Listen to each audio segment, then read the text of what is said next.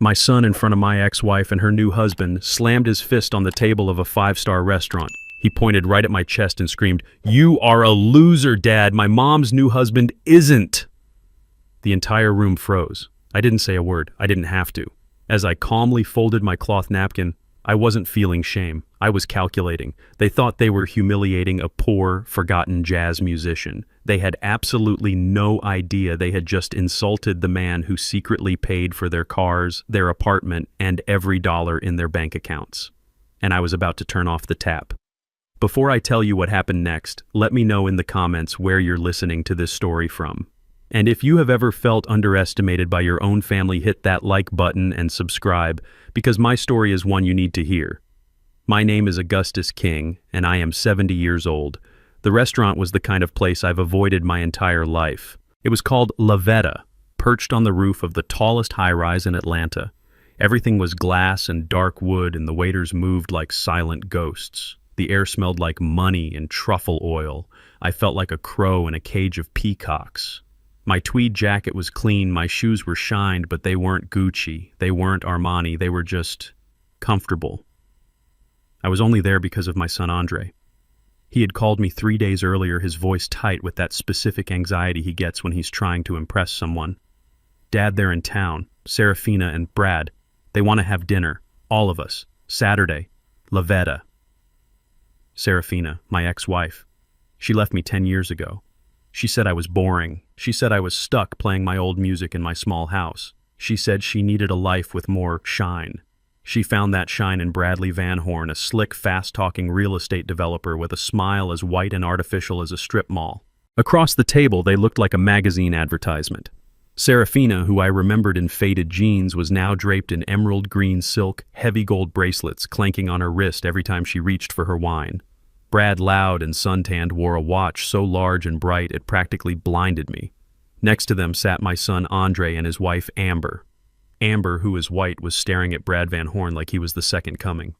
"Gus, you made it," Serafina said, her voice dripping with the fake syrupy pity she had perfected. She leaned across the table, offering me a cheek that smelled like expensive perfume. "How nice of you to come all this way." "It's just across town, Serafina," I said quietly. Brad laughed, a loud, booming sound that made the couple at the next table flinch. "He means all this way in life, Gus. Look at this place. Bet they don't have this down in the West End, huh?" Amber giggled. Andre just stared at his water glass. I knew this was a performance. I was the prop, the before picture they needed to highlight their glorious after. I was the ghost of poverty past, invited to a feast to prove how far they had come. I just smiled and nodded. "It's a nice place, Brad." The waiter arrived, a young man so stiff he looked like he was in pain. He handed us menus that were the size of small posters bound in heavy leather. I opened it and saw words I didn't recognize, followed by numbers that made no sense. A simple steak was listed as filet de boeuf executif for $180. Brad didn't even read the menu. He waved a dismissive hand. "Just bring the Barolo, the 2010, and we'll start with the Osetra caviar for the table. Except, maybe not for Gus. Looks like he might prefer a beer, huh?" "Water is fine for me," I said. Serafina placed her hand heavy with diamonds on Brad's arm. "Oh, Bradley, be nice. Gus is simple. He likes simple things. It's quaint." "Simple is one word for it," Brad said, winking at Amber. Amber, my daughter-in-law, jumped right in, her voice eager. "Oh, Brad, Andre is so fascinated by your investment strategies. He really is. He's always saying he wishes he had a real mentor, someone who actually achieved something, you know." There it was, the first cut. I glanced at Andre. He wouldn't look at me. He just took a long, deep drink of his wine. "Well, it's not magic," Brad boasted, leaning back so everyone could admire his diamond watch. "It's about vision. It's about being aggressive. You don't get a fleet of Bentleys by playing it safe, right?" "We just got back from Dubai." Serafina chimed in perfectly on cue. "The shopping, Gus. You just wouldn't believe it. I bought this bracelet there." She shook her wrist again, the gold clanking. "And Brad is closing on a new property, a $10 million deal. Isn't that right, darling?"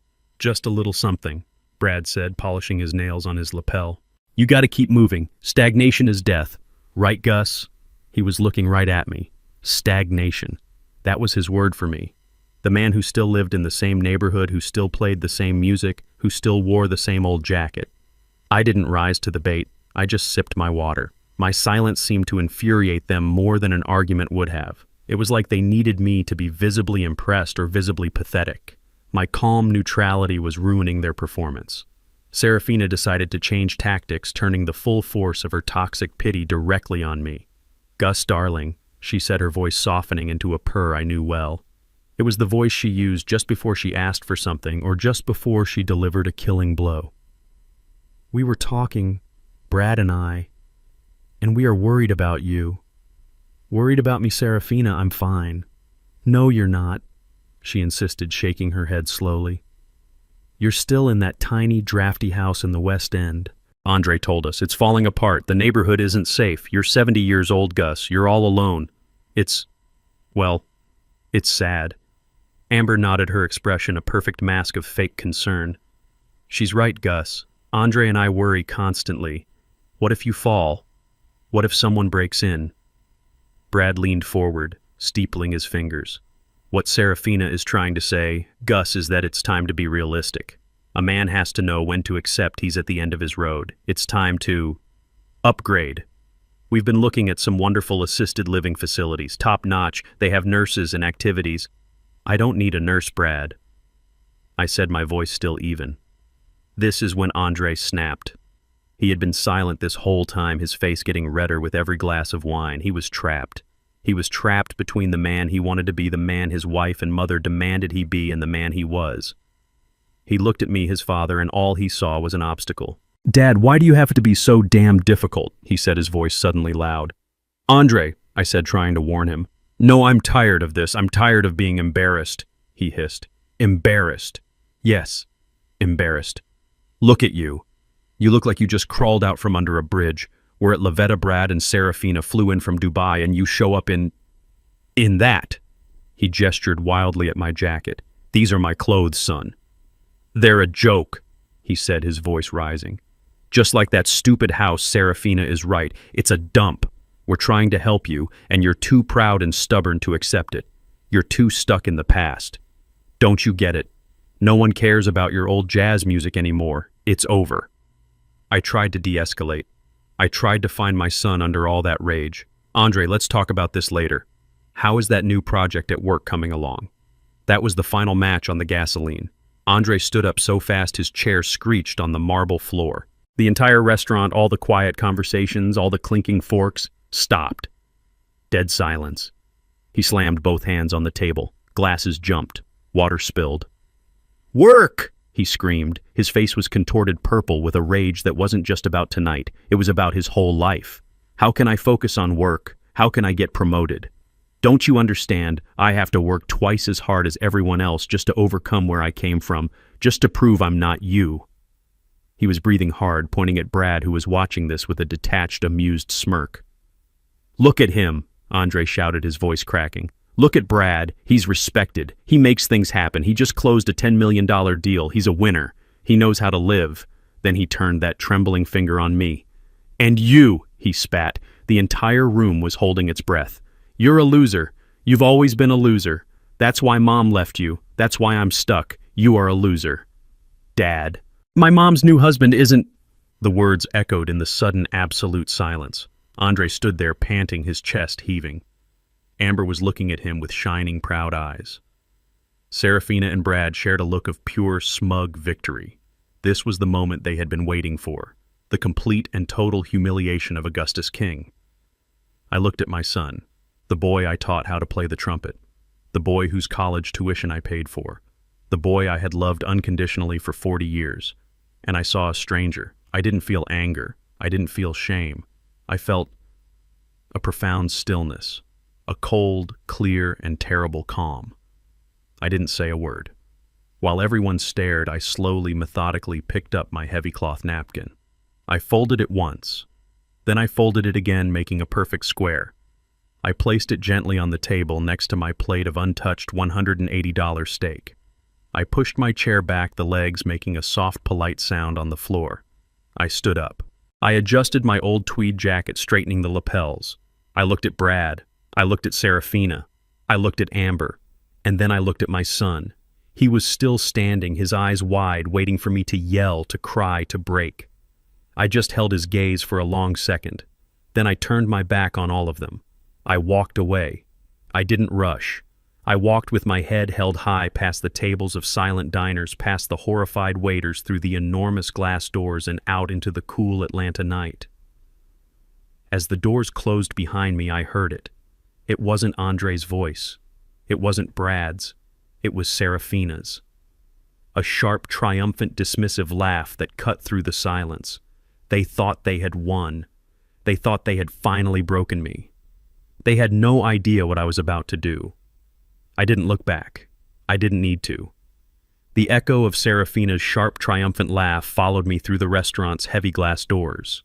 It was a brittle sound, like expensive crystal shattering on a marble floor. It was the sound of her victory. The valet, a young man in a perfectly pressed red coat, rushed over to me. "Taxi, sir?" he asked. His eyes did a quick, professional scan.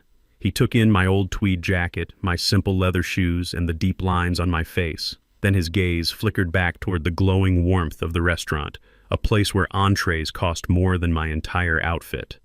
His face settled into an expression of polite pity. He saw exactly what my family wanted him to see. A poor, forgotten old man. A loser. "No, thank you," I said. My voice came out steady, much steadier than I felt. My hand resting in my pocket wasn't shaking. It was clenched. I walked away from the curb past the long, gleaming line of black town cars and idling limousines waiting for the other more important guests. I didn't turn left toward the MARTA station the way Andre always assumed I traveled. I turned right. I walked 2 blocks down Peachtree Street, the cool Atlanta night air hitting my face. It felt good. It was a clean feeling after the suffocating, perfume-filled air of that dining room. They thought that word loser would break me. They thought that public humiliation would be the final straw, the thing that would finally make me small enough to be controlled, to be pitied, to be brushed aside. 10 years. For 10 years since Serafina left me, I had let them believe it. I had let them think I was just a washed-up jazz musician clinging to an old house in the West End, playing my trumpet in dusty, half-empty clubs for pocket change. I let Serafina think she had escaped a sinking ship. I let my son Andre believe he was ashamed of me. I let him mistake my silence for weakness. I let him mistake my humility for poverty. It is a very common mistake, and a very, very expensive one. I stopped in front of a tall, anonymous gray building. It had no sign. It wasn't a luxury condo. It was a private, secure parking garage. From the outside, it looked like a concrete box. I pulled a small, heavy, unadorned key fob from my pocket, the one that did not go to my house in the West End. I pointed it at the solid steel security door. There was a quiet electronic beep, and the massive door groaned to life, rolling upward with a heavy, satisfying sound. It revealed a single brightly lit, immaculate garage bay. There was only one vehicle inside. It was not a 20-year-old Buick. It was a 2025 Rolls-Royce Cullinan, custom-built, midnight black. The interior was a deep, rich crimson leather. It was a $400,000 Fortress, and I had paid for it in cash last month as a small retirement gift to myself. I pressed the fob again. The cabin lights glowed softly. The spirit of ecstasy. The silver statue on the hood rose up, catching the light. I got in. The door closed with a heavy, satisfying thunk, sealing out the entire world. The air inside smelled of hand-stitched leather and polished wood. I pressed the ignition button. The 12-cylinder engine started without a sound. It was more of a vibration, a whisper of immense waiting power. I pulled out of the garage, the steel door closing silently behind me. I merged into the Atlanta traffic. I did not drive toward the West End. Serafina was right about the house. It is old. It is drafty, which is why I only use it as my private recording studio. No, I drove north. I drove straight into the heart of Buckhead, the wealthiest and most exclusive neighborhood in the city. I drove past the sprawling white-pillared mansions, past the high-end boutiques. I pulled up to a sleek glass tower that pierced the night sky, a building so exclusive it didn't even have a name on the front, just a discreet address. A uniformed doorman, a man named Thomas, who knew my name, rushed out. He didn't look at me with pity. He looked at me with professional respect. "Good evening, Mr. King. A difficult night." "You could say that, Thomas," I said, handing him the keys to the Rolls-Royce.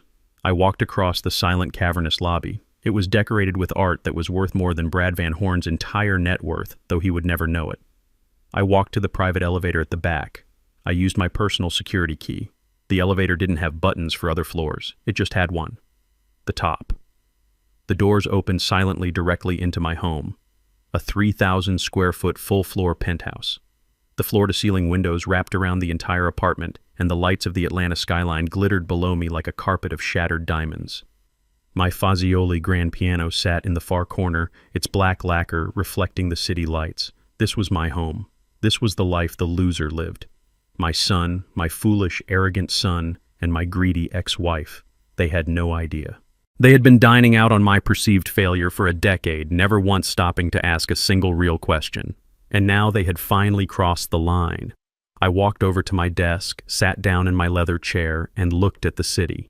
They thought I was a loser. They thought I was powerless. They had no idea that I was the one who held all the cards. And I was about to play my hand. I stood in front of the glass wall of my penthouse looking out over the Atlanta skyline.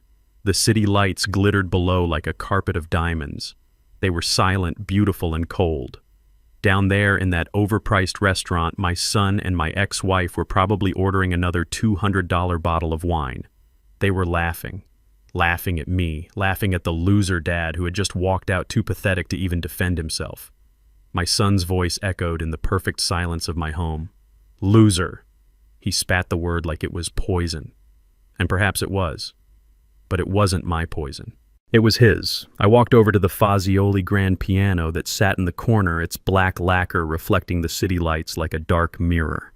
I ran my fingers over the keys, the polished ivory cool and smooth beneath my touch. I didn't play a note. I didn't need to. The silence in this room was worth more than all the noise they were making back at that restaurant. They see Augustus King, the old man in the worn-out jacket. They see the small crumbling house in the West End, the one I keep because the acoustics in the main room are perfect, because the walls still smell like 30 years of history, like vinyl and sweat and inspiration. They see exactly what I have allowed them to see for the last 10 years. They don't see Gus King, the Gus King whose signature is at the bottom of music history. The Gus King who in 1973 took a $2,000 loan and a lifetime of talent and co-founded a small, hungry label out of a dusty garage in Macon. We called it Soul City Records. Serafina knew that man. She was there when we pressed our first single. She was there when we discovered the Midnight Pillars when we signed Clara May. She was there for the struggle, the late nights, the cheap whiskey, and the sudden blinding highs. But Serafina always hated the struggle. She wanted the prize, but she despised the fight. 10 years ago, she sat right where I'm sitting now. Not in this penthouse, but in the old West End house. The music industry was on its knees. CD sales were dead. Digital downloads were a joke. We weren't making what we used to. She looked at me, her eyes as cold as the ice in Brad's whiskey glass. "It's over, Gus," she said. Her voice wasn't sad, it was final. "This music, this relic, it's dead. You're stuck in the past. You're a relic. And I will not be married to a relic." She thought I was finished. She thought the ship was sinking. So she took her settlement, a very generous one, I thought at the time, and she left. She jumped from my sinking ship right onto Bradley Van Horn's plastic yacht, all in one smooth, practiced motion. She left me for new money, for Dubai, for Bentleys, for a life of shiny, hollow things. She left in 2015. What Serafina, in all her forward-thinking wisdom, didn't know, what she couldn't possibly know, was what would happen next. In 2016, the streaming boom began. And suddenly the entire world woke up and remembered what real music sounded like. Suddenly that old jazz music my son is so deeply ashamed of wasn't a relic. It was an asset. That dead catalog I refused to sell, the one I held on to while the industry burned around me, became the single hottest property in music. That old Midnight Pillars track it played during the Super Bowl halftime show last year. The royalties from that one night, from that one song, paid for this entire penthouse, in cash. That soul ballad by Clara May that Serafina always hated. A 20-year-old rapper sampled it last month. It went to #1 in 12 countries. I own 50%. 50% of everything. Brad Van Horn boasts about a $10 million deal. That's cute. My son Andre thinks I make, what, maybe $40,000 a year if I'm lucky. My corporation, the one Mr. Morrison manages quietly. from a discreet office downtown, pulls in more than that every single day.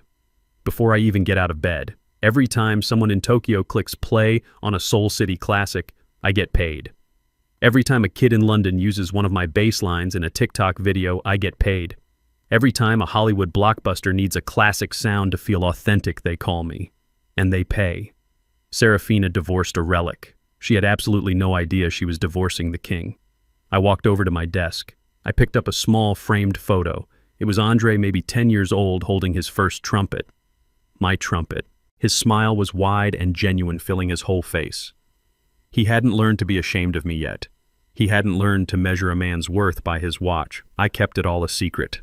For him. I had seen what unearned money does to kids. I saw it in the music industry every day. It makes them soft. It makes them weak. It makes them entitled. It makes them exactly what Andre has become. My silence, my plan to protect him, it failed. It didn't make him strong. It just made him hungry for what he didn't have. It made him look at me, his own father, and see nothing but failure. Because I wasn't loud like Brad. I wasn't shiny like Serafina's jewelry. He called me a loser. I walked back to the window, the glass cool against my forehead. The city lights were bright, but my anger was brighter. It was a cold, clean, purifying anger. Serafina thinks I'm poor. Andre thinks I'm a failure. Brad thinks I'm an old fool, a potential mark to be scammed. They have built their entire world, their entire sense of superiority on the foundation of my failure. And I am about to pull that foundation out from under them. I sat down at my desk, the real one. Not the cluttered workbench in the West End studio, but the massive, hand-carved mahogany desk in my penthouse office. It was silent up here, no traffic, no neighbors, just the quiet hum of the air filtration system.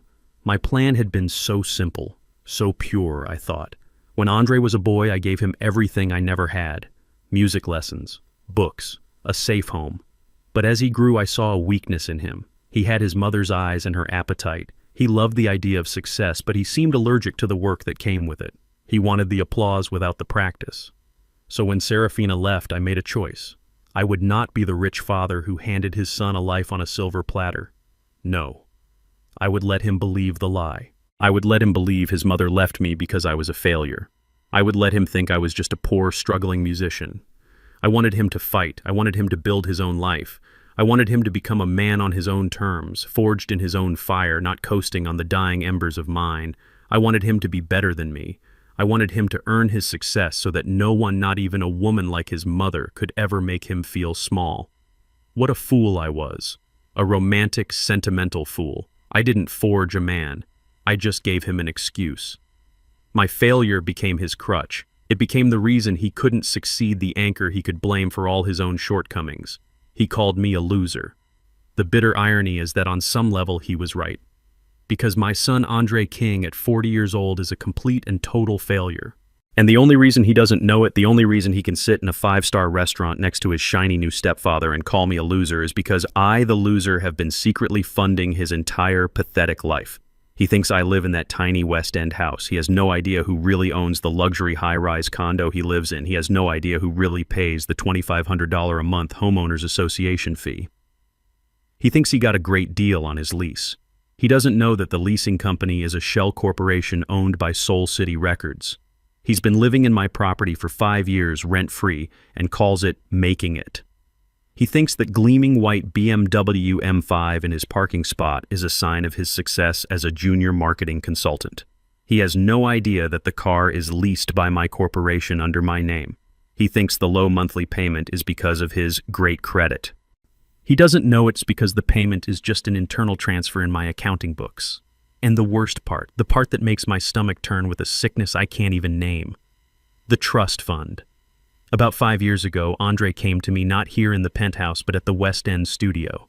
He was wringing his hands full of excuses. He had credit card debt. He was behind on his car payment. He was going to be evicted. I should have let him fail. God, I should have let him hit rock bottom right then. But he was my son. And he was crying. So I invented a story. I told him my parents, his grandparents, people who died with barely a penny to their name, had apparently left a small secret trust fund for him. A delayed inheritance. For the last 60 months, my lawyer, Mr. Morrison, has been wiring $10,000 on the first of every month into Andre's checking account. $10,000 every month. He called it his seed money. He told his friends it was old family money. And tonight, high on his mother's praise and his stepfather's false glamour, he used that money, my money, to buy an $80 steak just so he could have the privilege of standing up and spitting in my face. He called me a loser while surviving on my charity. He called me a failure while living in my house and driving my car. He, Amber, Serafina, and Brad, they all sat there wrapped in their bubble of smug superiority and laughed. They laughed at the man who was paying for their entire illusion. I picked up the phone. It was heavy in my hand. It wasn't my cell. It was the secure line on my desk, the one that went directly to Morrison. It was 3 a.m, but I knew he'd be awake. He always is. He picked up on the first ring. Augustus, I saw the restaurant reservation. I assumed I'd be hearing from you. How bad was it? I leaned back in my chair looking at the glittering, silent city lights. He called me a loser, Morrison. There was a long pause on the other end. I see, Morrison finally said, his voice cold and precise. So after 10 years, it's time. It's time, I said. Shut it all down. Now. I sat there in my office, the city lights blurring into a watercolor painting of reds and golds through the glass. The silence was absolute. My son's voice, raw and full of contempt, was the only thing I could hear. You're a loser. A loser. A loser who had paid for the expensive private high school that gave him his superior education. A loser who had paid for the Ivy League college he dropped out of. A loser who for the last 5 years had personally funded the very air he breathed. He and his mother and his new shiny stepfather, they had all laughed. They had laughed at their own lifeline. They had spat on the hand that was secretly, patiently feeding them. My anger wasn't hot. It wasn't the explosive rage of my son. It was cold. It was a cold, quiet, calculating weight that settled deep in my chest. It was the anger of a king who had just been mocked by a court jester who didn't realize the king owned the entire castle. I had let this go on for too long. My silence, my desire to protect him from failure, I saw it clearly now. It had not been kindness. It had been cowardice. I hadn't been protecting him. I had been enabling him. I had been building this monster of entitlement, feeding it $10,000 at a time. He wanted a winner. He wanted to see what a winner does. Fine. I would show him. I picked up the heavy, old-fashioned telephone on my mahogany desk. This wasn't my cell phone. This was a secure, hardwired line. There was only one number programmed into its speed dial. I pressed the button. It rang once. Augustus! Mr. Morrison's voice was sharp, awake, and professional, even at what was now approaching 3 o'clock in the morning. He had been my lawyer, my business manager, and my confidant for 40 years. He was the only other person on earth who knew the full truth. Morrison, I said. My own voice sounded strange to me. It was perfectly calm, flat, devoid of all emotion. I saw the reservation for 4 at La Veta on your calendar, Morrison said, his voice equally flat. I assumed I would be hearing from you. How bad was it? I leaned back in my leather chair, the skyline glittering in my eyes. He called me a loser, Morrison. There was a pause, not for shock. It was a pause of deep, profound understanding. It was the sound of a man processing the end of an era. I see, Morrison said, his voice turning to ice. So, after 10 years of this experiment, Augustus, is it time? It's time, I said. Shut it all down. All of it. All of it. I want you to start right now. I don't want to wait for the banks to open. I want the wheels in motion before the sun comes up. I could hear the faint sound of a keyboard clicking as Morrison opened my files. Let's be precise then. We will begin with the King Family Heritage Trust. I let out a dry, harsh laugh. You mean the direct wire transfer I authorized from my personal savings? Yes. Let's start there. Terminate it. Not on the 1st of the month. I want it terminated today. I want his next automatic payment to bounce. I want his account to be empty. Understood, Morrison said. Item 2, the vehicle, the 2024 BMW M5 White. It's leased under the Soul City Legacy Corporate Holding, correct? I asked, though I already knew the answer. Correct. The lease is in our name. He is merely the authorized driver. Good. Terminate the authorization. I want a tow truck at his apartment building by 6 a.m. I don't care what the early termination penalty is. Pay it. I want him to walk out of that building late for his imaginary job and find nothing but an empty parking space. Send the recovery team. Consider it done, Morrison said, his typing becoming faster. Item 3, the residence, Unit 34B, the Atlantic. My condo, I said. Technically the corporation's condo. The lease agreement is guaranteed by your holding company. I know, I said. I want them out. He's not on the lease. He's listed as a permanent guest, correct? A guest whose privileges have just been revoked. Augustus, that lease is guaranteed for another 6 months, Morrison said, the first note of caution in his voice. Morrison, I said, my voice dropping. You are the best and most ruthless corporate lawyer in Atlanta. I pay you a staggering amount of money for that very reason. I am certain that lease has a loophole, a missed payment, a violation of terms. Hell, I own the building, find a way. I want an eviction notice taped to his door by noon tomorrow. 30 days. No. Make it 3. 3 days to vacate for breach of contract. I don't care what you have to do. Make it legal. There was another long silence. I heard him take a deep breath. Augustus, he said softly. This will be catastrophic for him. He has nothing. He is nothing without you. I know, I said. He just explained that to me in front of a room full of strangers. He is the son of a loser. A loser can't afford to pay for a BMW, a luxury condo, and a $10,000 a month allowance. Can he? Morrison didn't reply. He wants a winner for a Father Morrison. He admires Brad Van Horn. He admires men who are aggressive. He admires men who make things happen. Well, I'm about to make something happen. I'm about to give my son the one thing he's never had in his entire life. And what's that, Augustus? P. Consequences. It is done, Morrison said. The wires are being stopped. The recovery team will be dispatched at 5:30 a.m., and I will personally draft the eviction notice. I'll have it delivered by a marshal tomorrow. Thank you, Morrison. Good night, Augustus. I hung up the phone. I didn't feel relief. I didn't feel joy. I didn't feel triumphant. I just felt quiet. I had just taken a 40-year-old man, my only son, and stripped him of his car, his home, and his income, all with a single 2-minute phone call. The tap was off. The illusion was shattered. I looked at the picture of him on my desk, the one with the trumpet and the bright, innocent smile. All right, son, I whispered to the empty room. You wanted to see what a winner does. Let's see how you do now that the loser is no longer picking up the check. Andre probably woke up around 11 a.m. He always slept late, especially after a night of celebration like the one at La Veta. He would have woken up with a pounding headache, the kind that comes from too much expensive wine, the kind of wine I had paid for, though he never knew it. His wife Amber would be beside him in the $1,000 sheets I paid for, complaining about the sunlight and the luxury apartment I paid for. He would stumble out of bed late for the marketing consultant job I had secured for him through an old acquaintance. He wouldn't even shower. He'd just splash cold water on his face, pull a wrinkled $500 shirt over his head, and grab his keys. He'd kiss Amber goodbye, promising to take her shopping later.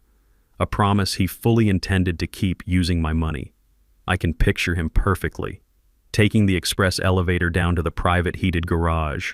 Whistling, perhaps, still full of himself, still tasting the victory of the night before the night he had finally put his old loser father in his place. He would walk to his designated space, number 34B. And then he would stop. He would blink. He would rub his hungover, bloodshot eyes. He would look again. The space would be empty. Just a dark, rectangular oil stain on the clean concrete floor where my $60,000 Alpine white BMW M5 used to be. His first thought, I am certain, was theft. How could this happen? Here in this secure building, he would feel violated, outraged. How could someone dare to steal from him? He would storm over to the security booth by the exit, ready to scream at the attendant. Where is my car? My white BMW. Did you see anything? Check the cameras. And the attendant, a man named Miguel, whom I had spoken to personally at 5 a.m., would just look at him with a tired, bored expression. He wouldn't argue. He wouldn't check any cameras. He would simply reach under his desk and pull out a single folded piece of paper. Andre would snatch it from his hand. He would unfold it, his eyes scanning the page, his brain struggling to understand. This wasn't a police report. It wasn't a note from the building manager. It was an official corporate notice. Vehicle repossession, the header read. This vehicle, a BMW M5, has been reclaimed by the primary leaseholder due to the immediate termination of the supplemental driver agreement by the financial guarantor. This is the part that would truly confuse him. Guarantor, he would say out loud, his voice echoing in the empty garage. What guarantor? He would run back to the elevator, ride it up, and burst into the apartment, waving the paper at Amber. They took it. They just took the car. Who took it? Amber would scream. The police? No, the bank. The guarantor. What does that even mean? The car is in my name. He was so proud of that lie. He loved telling his friends that he had bought the M5. He had no idea his name was only listed on the authorized driver line. He didn't know that the King Family Heritage Trust was the legal entity on the lease, the same trust that paid for his life. He would be pacing the living room now, his mind scrambling. It had to be a mistake, a massive bank error. It had to be tied to the trust fund. The trust fund, the imaginary safety net I had woven for him. The inheritance from grandparents who died with nothing but a mortgaged house and a box of old photographs. That had to be the problem, of course. It was my fault. It was always somehow my fault. I was in my studio in the West End when the call came. The old black rotary phone on my desk suddenly jangled its sound, harsh and loud in the quiet room. I let it ring. Once, twice, 3 times. I let the panic build. On the 4th ring, I picked up. Hello? Dad. Dad, finally. Thank God. His voice was high, sharp, and laced with pure, unfiltered annoyance. He wasn't scared. He was inconvenienced. He wasn't calling to apologize for last night. He was calling to complain about this morning. Something is wrong, Dad. Seriously wrong. The bank or someone I don't know. They took the M5. They towed it right out of the garage. There's a notice here, something about a guarantor. It has to be that trust fund account you manage. The one from Grandma and Grandpa. I held the phone to my ear, listening. In the background, I could hear Amber starting to wail. What are we going to do, Andre? What about my nail appointment? How will I get there? I know, baby. I know, he snapped at her. Then his voice was back in my ear, demanding, Dad, did you hear me? You need to call the bank. You need to call whoever manages that fund, and you need to fix this. I have to get to work. This is a nightmare. I held the receiver, feeling the cool, heavy plastic in my hand. I pictured him standing there in his luxury apartment, barefoot on the expensive hardwood floors I paid for, looking out over a city he hadn't earned. I waited 1 beat, 2 beats. I let the silence stretch, filling it with his own rapidly growing panic. A car, I said finally. My voice was quiet, calm. They took your car, Andre. Yes, that's what I just said, the BMW. It's gone. Really, son? I said. I let a small, cool smile touch my words. That's too bad. That sounds difficult. There was a stunned silence on his end. He was expecting me to jump. He was expecting me to say, Don't worry, son, I'll handle it. He was expecting me to fix it, just like I had fixed every other problem in his entire adult life. He was not expecting indifference. Difficult, too bad, Dad. This isn't too bad. This is my car. I need you to call the bank and fix this right now. What if they made a mistake with the trust fund? A mistake, I repeated slowly. No, Andre, I don't think it was a mistake. What? What do you mean? I mean, I don't think I can fix it, son, I said. I don't know anything about those kinds of things. Guarantors, lease agreements, banks, that's complicated business. That's for winners. I heard his sharp intake of breath. Dad, what are you talking about? Just make the call. Me, I said. Andre, I'm just a loser.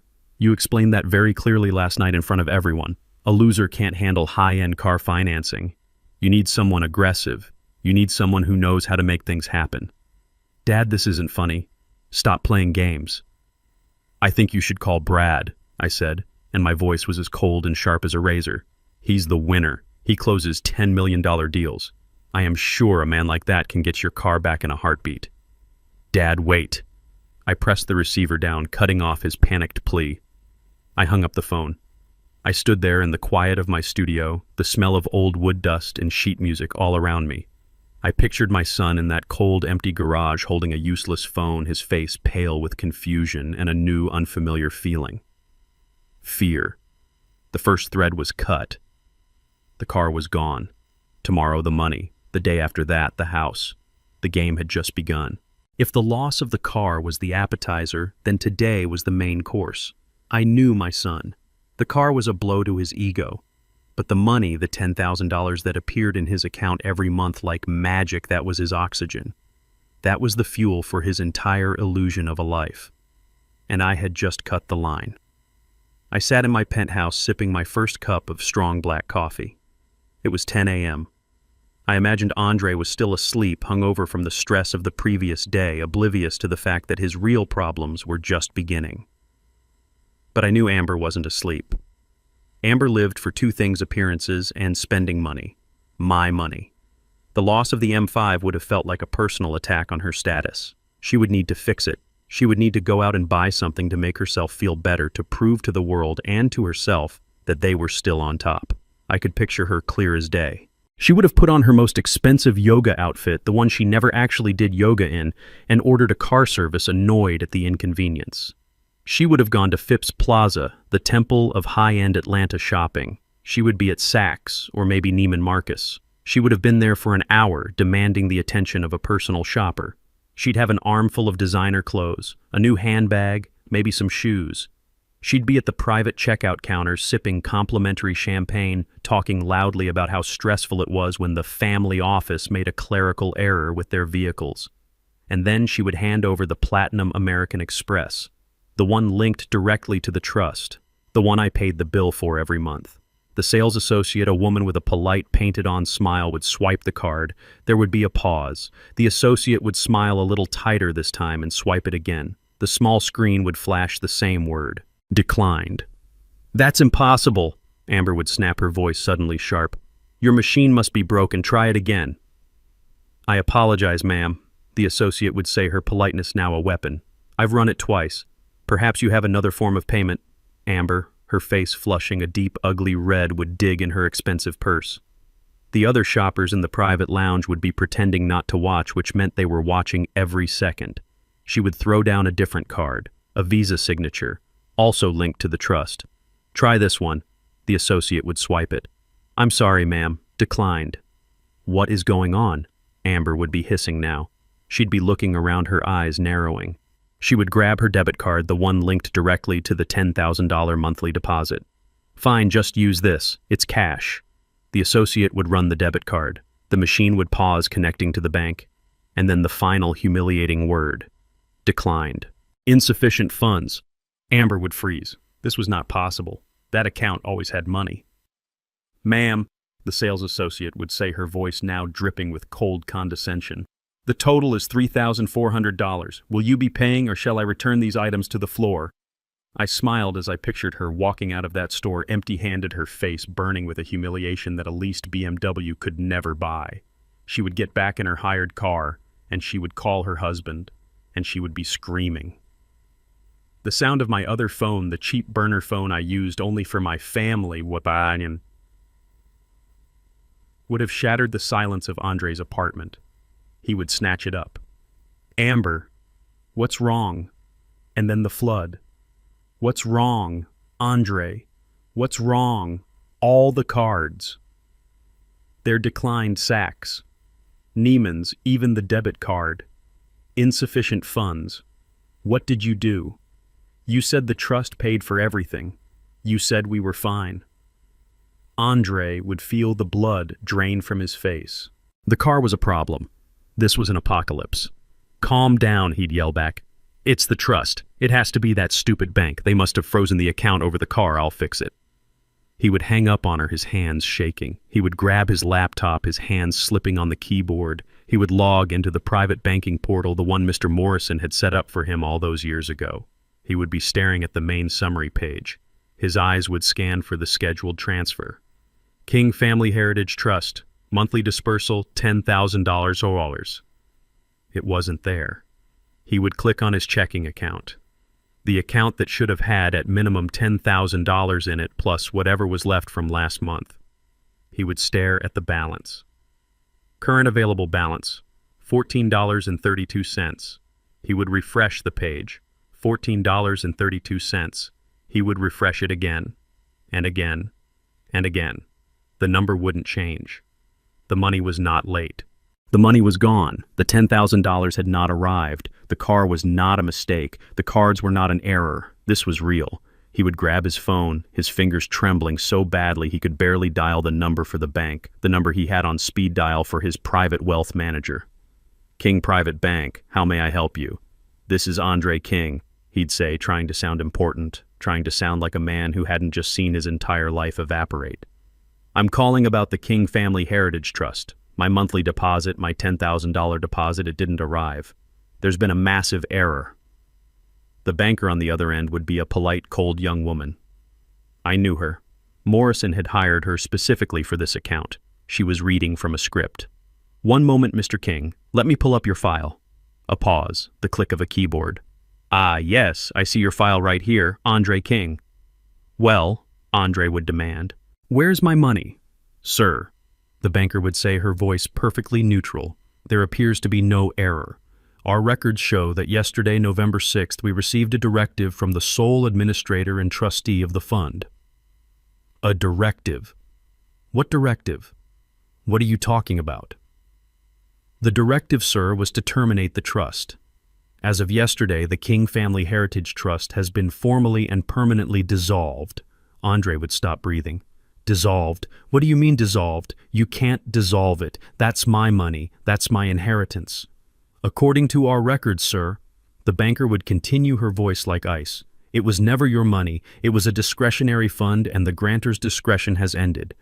All remaining assets have been reverted to the original grantor. The account is closed. Grantor. What grantor? Who is the grantor? Tell me. I'm afraid that information is confidential, Mr. King. Is there anything else I can help you with today? Yes. Andre would be screaming now, a desperate animal sound. You can give me back my money. I'm sorry, sir, that account no longer exists. Thank you for banking with us. Have a wonderful day. And then the click. Andre would be staring at his silent phone. He would be standing in an apartment he couldn't pay for, with a wife who had just been humiliated, with no car, with $14 to his name. The entire architecture of his life, the entire illusion he had built had just been demolished in the span of 24 hours. He couldn't call me. He had already burned that bridge. He had called me a loser. He couldn't call Brad. Brad had already dismissed him. He was a 40-year-old man with no car, no money, and no skills, about to be homeless. He did the only thing a weak, desperate child knows how to do. He called his mother. I saw my other phone, the burner phone, light up with his name. I let it ring, and ring, and ring. He needed to feel this. He needed to understand what real failure felt like. Finally, I picked up. Hello? Mom, he sobbed, all pretense of the winner gone. Mom, it's all gone. The money, the trust fund, they dissolved it. The car is gone. The cards are gone. Everything is gone. I don't know what to do. I stood by my penthouse window looking down at the city. What? I said, injecting the perfect amount of confusion into my voice. What trust fund, Andre? What are you talking about? I didn't have to be there to see what happened next. I knew my son. I knew my ex-wife. When a weak man's artificial world collapses, he doesn't look inward. He doesn't reflect. He just scrambles desperately for the next strong person to lean on. After Andre hung up with the bank, the silence in that luxury apartment must have been deafening. $14. The car gone. The magic money fountain turned off. He would have looked at Amber, his wife, his partner, and all this status-seeking madness, and he would have seen pure animal panic in her eyes. The life she had signed up for was evaporating before her very eyes. "What do we do?" she would have shrieked. "What do we do, Andre?" And Andre, a 40-year-old child, would have done the only thing he knew how to do. He would have run to his mother. He and Amber would have taken a car service, and Uber Black, probably still clinging to the last habits of a life they could no longer afford. They would have rushed to Serafina's sprawling suburban mansion, the one Brad Van Horn had bought her, the one that was, I suspected, mortgaged to the hilt. They would have found Serafina in her sitting room, probably planning her next trip to Dubai. "Mother," Andre would burst in, not even bothering to say hello. "We have a problem. A huge problem." Serafina would look up, annoyed at the interruption. "Andre, what is it? Can't you see I'm busy?" "It's Dad," Andre would stammer, pacing the expensive rug. "He's lost it. He's gone crazy. He cut off the trust fund. He took the car. Amber's cards are all declined. He's ruined us." And that is the moment Serafina would have felt the cold dread. Her entire relationship with Brad, her entire upgrade in life was built on an illusion. The illusion that she came from good stock, that her son had old family money. Andre's $10,000 a month trust fund and his shiny BMW were her proof. They were her assets. They were the collateral she brought to this new shiny marriage. If Andre was broke, her value to a man like Brad plummeted. "What do you mean he cut it off?" she would have hissed. "It's dissolved. The bank said so. It's just gone. Mom, we have nothing." Serafina wouldn't hesitate. She would grab her purse. "We're going to see Brad. He'll fix this. He's your stepfather. He's a winner. He'll sort this out." I can picture them, the three of them, pulling up to Brad's gleaming glass and steel office tower in Midtown. They would march through the lobby, a desperate, dysfunctional parade. They wouldn't even wait for the secretary. They would burst right into Brad's corner office. He'd be there, feet up on his massive desk, probably shouting into a headset about some fake multi-million-dollar deal. He would look up annoyed. "Sarah, what's going on? I'm in the middle of closing a massive deal." "Brad, thank God you're here," Serafina would say, her voice trembling, all the manufactured grace gone. Andre, pale and sweating, would just stand there looking like a little boy about to be punished. "Brad, sir," he'd begin, We have a problem, a financial problem. This is the pivot, the exact moment the universe turns. See, I knew something about Brad Van Horn that my family didn't. I knew a con artist when I saw one. I had been in the music business for 50 years. I had met 100 Brad Van Horns. They live on illusion. They feed on the perception of wealth. Brad had been cozying up to Serafina and, by extension, to Andre. Why? Because Andre had a BMW and a $10,000 a month trust fund. To a man like Brad, that spelled deep family money. Old money. Brad wasn't being nice to Andre at dinner. He was grooming him. He was grooming me through him. That whole $10 million deal speech, that was for my benefit. He was baiting the hook, hoping to get the loser dad to invest his quaint savings into his massive Ponzi scheme. But now his marks were standing in his office. Broke. Brad would slowly take his feet off the desk. His smile, that blindingly white artificial smile, would vanish. "What kind of financial problem?" he'd ask, his voice suddenly flat. "It's the trust fund," Andre would stammer. "The one from my father's side. It's been dissolved." Brad would freeze. This was not part of the plan. This was a disaster. To a con artist, this could mean only one thing: the money was gone. The well was dry. Or even worse, the real money man, the grantor, had somehow discovered the scam. My cutting off Andre would look to a man like Brad like I knew he was a fraud. It would look like I was battening down the hatches. It would look like I was the one who had made the first move. Dissolved. Brad would repeat the word, tasting like ash in his mouth. "Yes." Serafina would wail, finally breaking. "Gus is acting crazy. He cut Andre off. The car is gone. The money is gone. Brad, we need help. We need a loan just until we sort this out. 20,000, maybe 30. Just a bridge loan. For family." Brad would stand up from his desk. He would walk to the massive window looking down at the city below. He would be silent for a long, cold moment. When he turned around, the man from the restaurant was gone. The charming, boisterous, suntanned winner had been replaced by a stranger. His eyes were as cold and dead as a shark's. "Alone," he'd say, as if he'd never heard the word before. "Yes, please, Brad," Andre would beg. "You're my stepfather. You're a winner." Brad would let out a short, ugly laugh. It was a sound with no humor in it at all. "That's right, Andre, I am. And do you know why I'm a winner? Because I don't back losers. Because I don't throw good money after bad." Serafina's hand would fly to her mouth. "Brad, what are you saying?" "I'm saying," Brad would hiss, "that I am deeply, deeply disappointed. I thought I married into a family with a legacy, with assets. That's what you told me, Serafina. That's what your son's lifestyle suggested." He would walk over to Andre, looking him up and down with pure, undisguised contempt. "You're not a junior consultant. You're a 40-year-old child living on an allowance. And your father, the loser, just cut you off. And now you come here to my office with your hands out. Please, Brad," Andre whispered, tears welling in his eyes. "We have nowhere else to go. We need help." Brad would stare at him, letting the humiliation sink in. "No," he'd say. "I don't give loans. especially not to family. That's bad business. He would walk to his office door and open it, the gesture clear. But what are we supposed to do? Serafina asked, her voice a tiny squeak. Brad Van Horn would look at my son, the boy who had idolized him just 12 hours earlier, and he would give him the exact same advice I had given him in my head, only this time it was laced with pure poison. I don't know, Andre. Get a job, a real one. It's time you learned to stand on your own 2 feet. He would gesture to the open door. Now get out. My secretary will validate your parking. If you even have a car to park.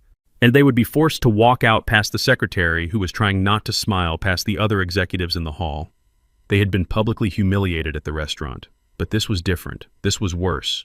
This was the man they admired, their winner, throwing them out like yesterday's trash. They were in the elevator going down, the silence between them heavier than stone. No car, no money, and now no savior. They had only one place left to go, the one place in the world they were dreading, the loser's house. My house. The recovery of the car on Monday was the first crack in the dam. The dissolving of the trust fund on Tuesday was the moment the water burst through. Today was Wednesday. Today was the day the entire city they had built was swept away. I was in my penthouse, not the West End studio. I was sitting in my leather armchair looking out over the city, a cup of fresh coffee in my hand. I wasn't waiting. I was anticipating. I knew my son and his wife. After Brad Van Horn had humiliated them, after they realized their winner was just another bully, they would have crawled back to their luxury apartment, their cage. They would be trapped there, surrounded by expensive furniture they couldn't move and clothes they could no longer afford. They would be paralyzed by fear. They would be pacing the floor, yelling at each other, blaming each other, trying to figure out how to survive on $14.32. They would be clinging to the one thing they thought they had left a roof over their heads. They would think, at least we have the apartment, the lease is paid for, we can stay here, we can figure this out. They had forgotten. I, the loser, was the guarantor. I pictured the scene as I sipped my coffee. The late afternoon sun would be slanting through their floor-to-ceiling windows. Andre would be staring at his silent phone, terrified it would ring. Amber would be sitting on the sofa crying, her mascara running.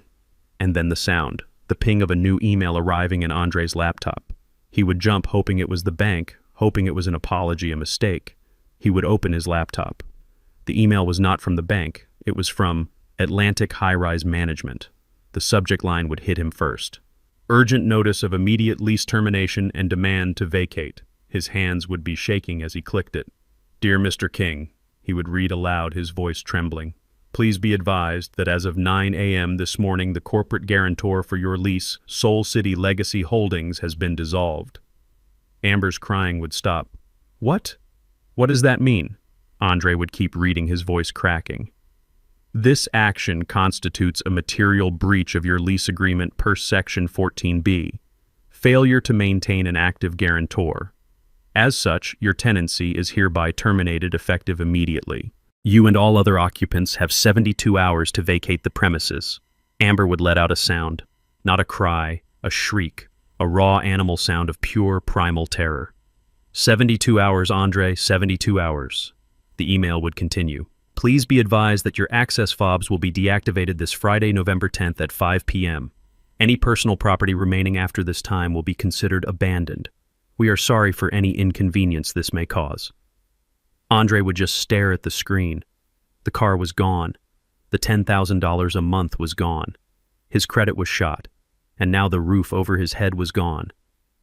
In 3 days, he would be homeless. I knew what they would do next, because there was only one move left on the board.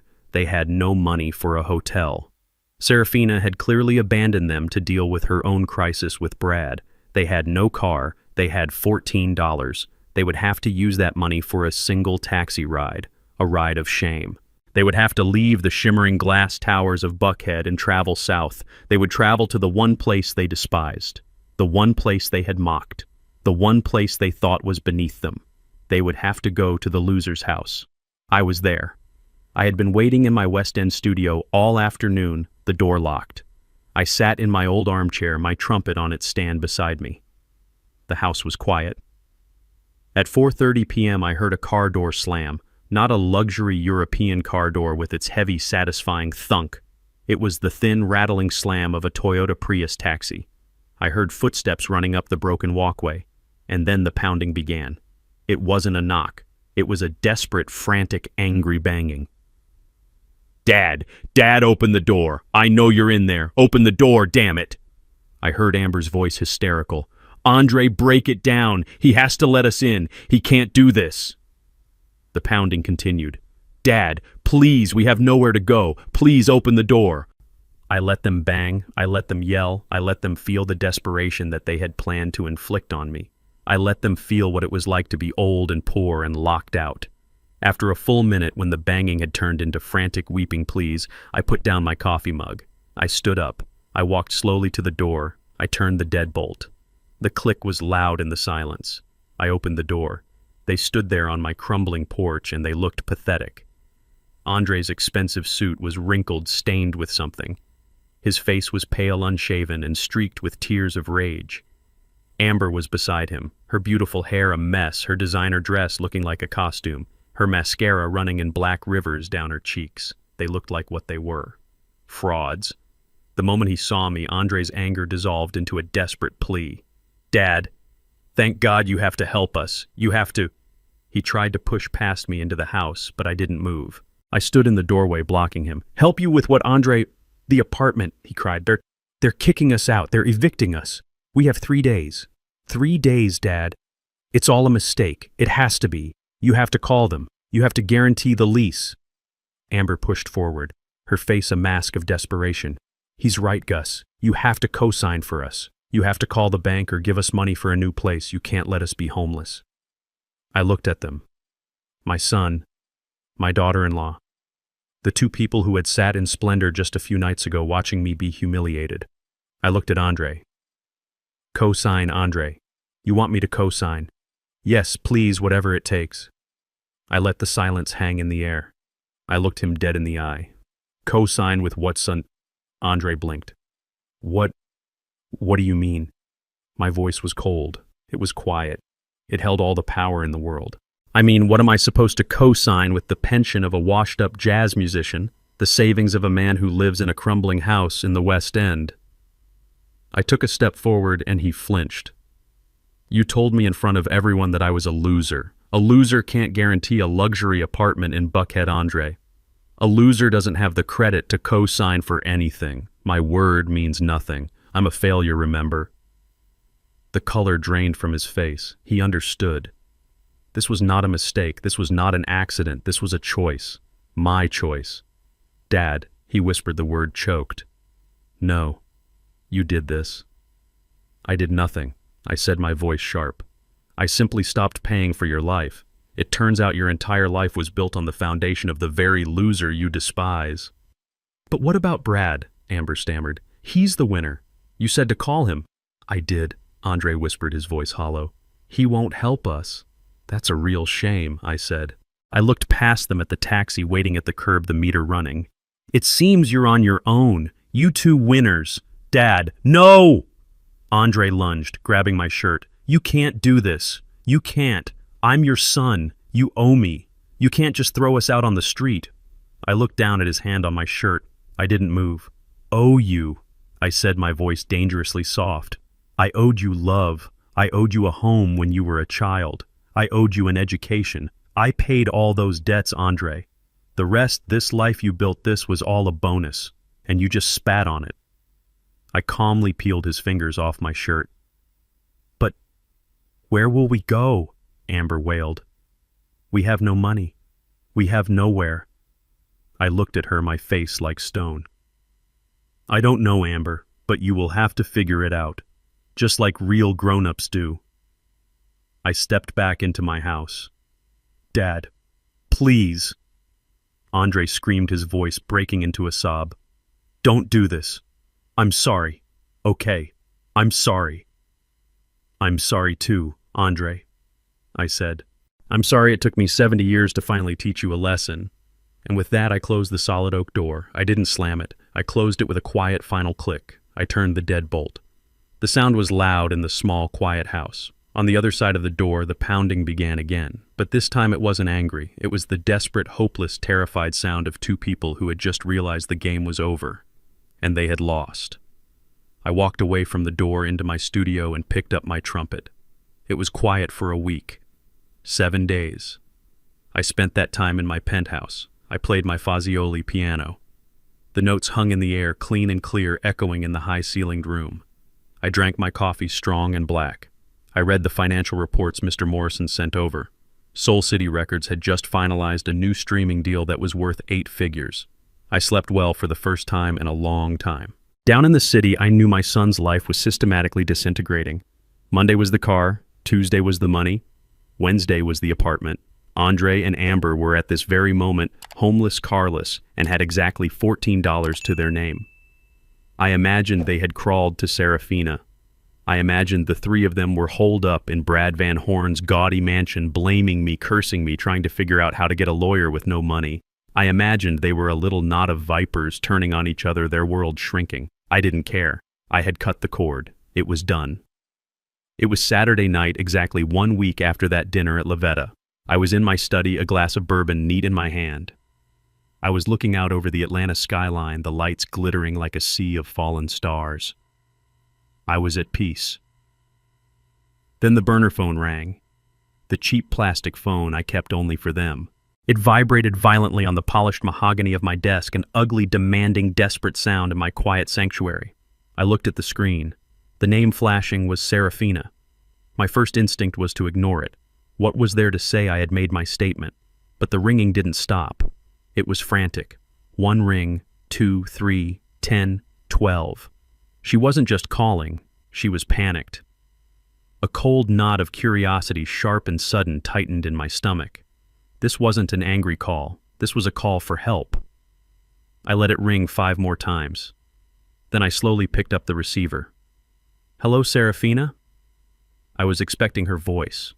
The cold, cutting, superior voice she had used on me for a decade.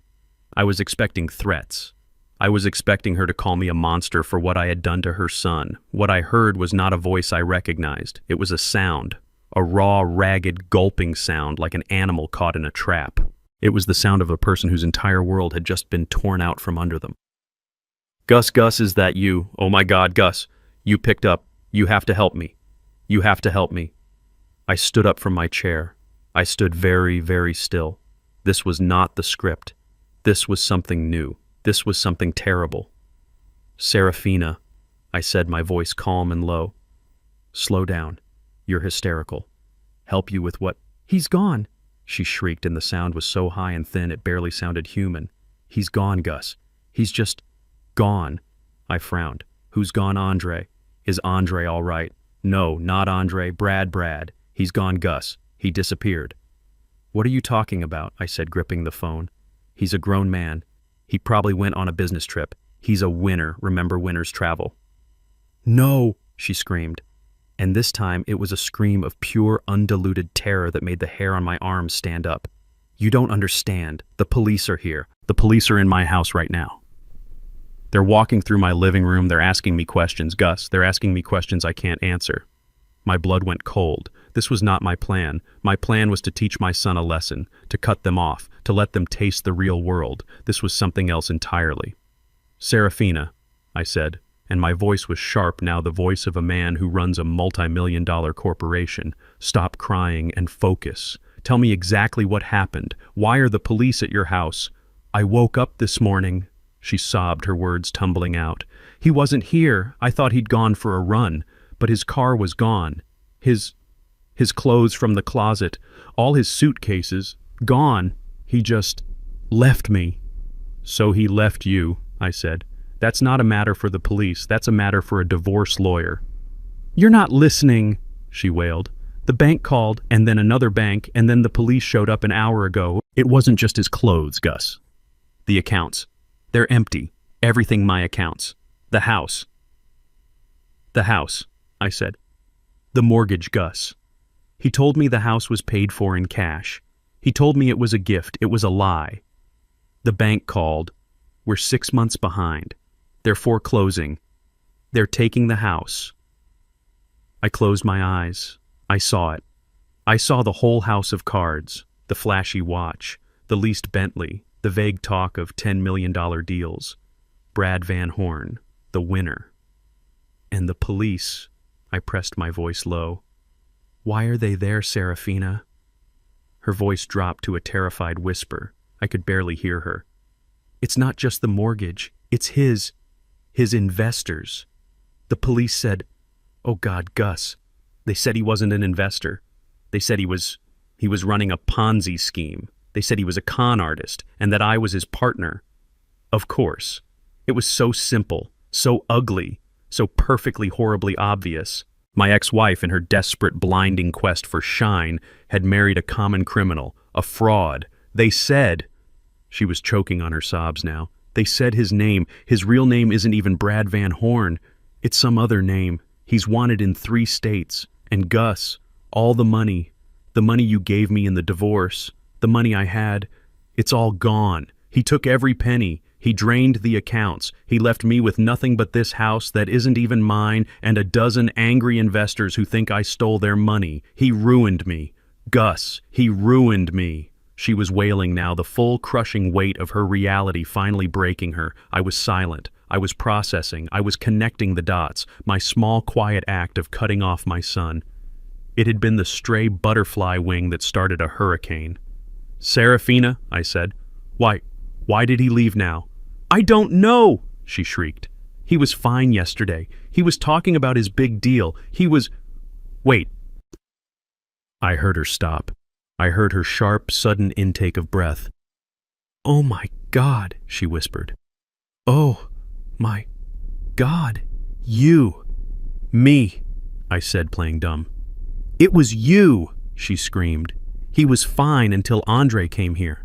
Andre told him. He told him about the trust fund. He told him you had cut him off. Andre told him the money was gone. I stood in my silent $1 million penthouse and I finally understood. Brad Van Horn, the con artist, had been grooming Andre. He saw the BMW. He heard about the trust fund. He saw old family money. He wasn't just marrying Serafina. He was planning to fleece her entire family. That dinner at Lavetta, that $10 million deal, that was the bait. He was grooming me, and when Andre panicked and broke ran to him, telling him the family loser had suddenly and mysteriously dissolved the trust. Brad didn't see a family squabble. He saw a threat. He thought I knew. He thought I was onto him. He thought I was a rival player who had just made the first move. He thought my cutting off Andre was an attack, a sign that I was about to freeze all the assets. He didn't wait to find out. He panicked. He took the money and he ran. My simple act of family justice had inadvertently and beautifully exposed a multi-state federal criminal. Gus, Serafina whispered, her voice hollow with the horrifying realization. He was trying to get you to invest, wasn't he? He was using me to get to you. Yes, Serafina, I said, my voice cold as the grave. I believe he was. And when you cut Andre off, Brad thought you had found him out. He thought the whole thing was about to collapse. She was putting the pieces together, her voice breaking with each new terrible truth. Your stupid family fight, it just blew up my entire life. I let her words hang in the air. My stupid family fight, I said. No, Serafina, your greed blew up your life. You married a reflection of yourself, and it shattered. GD, what am I going to do? She sobbed. The police are here. They're looking at me. They're taking my laptop. Gus, please, you have to help me. You're the only one who can.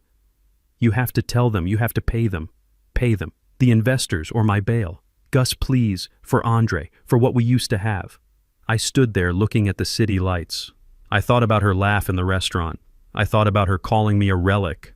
I thought about my son calling me a loser. GFs, I said, my voice calm. I have no idea what you're talking about. I'm just a poor old failed jazz musician. I don't have that kind of money. Gus, no, that's not. You can't. I can't, Serafina, I said. You should call a winner. You should call someone who knows how to make things happen. And I hung up the phone. I held the phone to my ear, my knuckles white. The bourbon sat untouched on the desk. Serafina, what are you talking about, police? That sounds crazy. Brad is a successful man. He closes $10 million deals. You told me yourself. I had to play the part. I had to be the slow, simple, loser ex-husband. I had to be the man she thought I was. A lie, she shrieked, her voice cracking.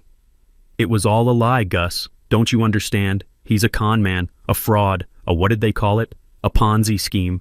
He was running a Ponzi scheme. A what? Serafina, that's movie stuff. You're not making any sense. You're just upset because he left.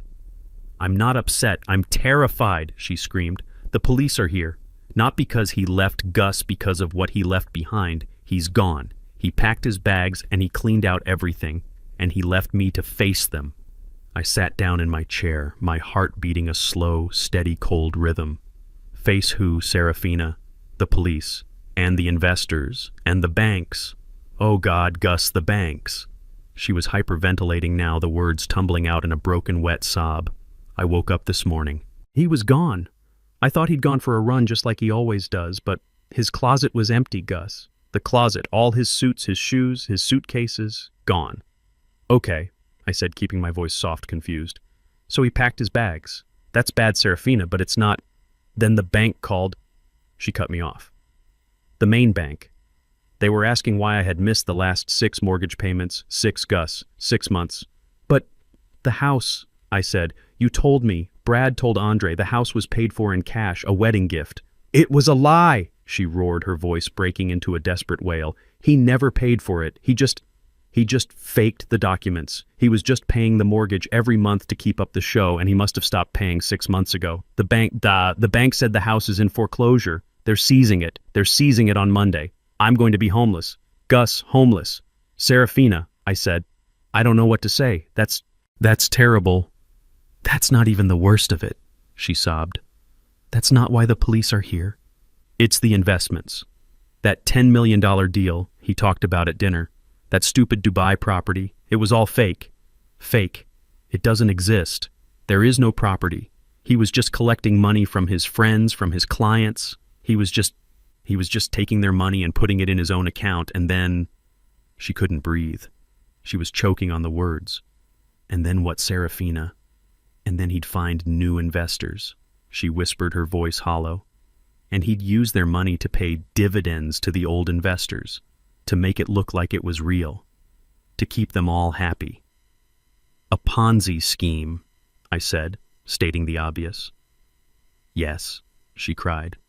And the police are here because one of the investors, some powerful man from Chicago, he found out. He called the SEC. He called the FBI, and they traced it all back. And Brad must have known. He must have gotten a tip, so he ran. My God, Serafina, that's just awful. You still don't get it, do you? She hissed, a new sharp note of pure, undiluted terror entering her voice. You think I'm just sad because I'm broke? You think I'm just upset because my husband left me? I assumed. He didn't just run Gus. He left me holding everything. The police. They're not here for him. They're here for me. I stood up. For you? Why you didn't do anything? Because he put it all in my name, she screamed, and the sound was so full of despair it was almost an animal noise. All of it, Gus. The company, Van Horn Enterprises. It's registered to Serafina King, the bank accounts where the investors sent their money. They're my accounts. The fake documents, the fraudulent contracts, the wire transfers. He made me sign them. He told me they were tax shelters.